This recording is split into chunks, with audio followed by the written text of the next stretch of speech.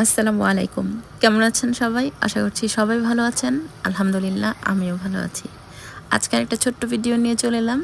আজকে এই মজাদার ভাজিটা আমি বানাবো। তার জন্য এখানে আমি বড় একটা বেগুন একটু বড় বড় টুকরা করে কেটে নিয়েছি। তারপর এটার মধ্যে ধনিয়ার গুঁড়া, জিরার গুঁড়া, হলুদের গুঁড়া আর স্বাদ মতো মরিচের গুঁড়া দিয়েছি, লবণ দিয়েছি। তারপর এটাকে ভালো করে মাখিয়ে নিচ্ছি। আজকে এই বেগুন ভাজিটার মধ্যে আমি শুকনো বড়ি ব্যবহার করব। তার জন্য বড়িটা ধুয়ে আমি এখানে কিছুক্ষণ ভিজিয়ে রেখেছিলাম। আপনারা চাইলে এই ভাজির মধ্যে তেঁতুলও ব্যবহার করতে পারেন, কিন্তু আমি আজকে যে রান্নাটা করব এটা টক হবে না, কিন্তু খাওয়ার সময় বড়িটা মেখে খেলে অনেক মজা লাগবে। তারপর আমি এখানে তেল দিয়ে ওটার মধ্যে একটু পাঁচফোড়ন দিয়েছি। পাঁচফোড়নের ফ্লেভারটা এই ভাজিটার মধ্যে অনেক মজা হয়।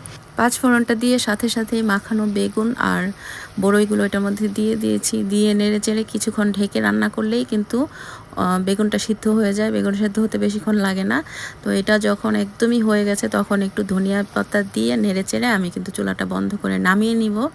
এই ভাজিটা খেতে এত মজা, যারা খাবেন তারা বুঝবেন। আর আমি আগেই বলেছি, যারা এটাকে টক বানাতে চান কাঁচা বড়ইও ব্যবহার করতে পারেন অথবা কাঁচা তেঁতুল, পাকা তেঁতুল ব্যবহার করতে পারেন।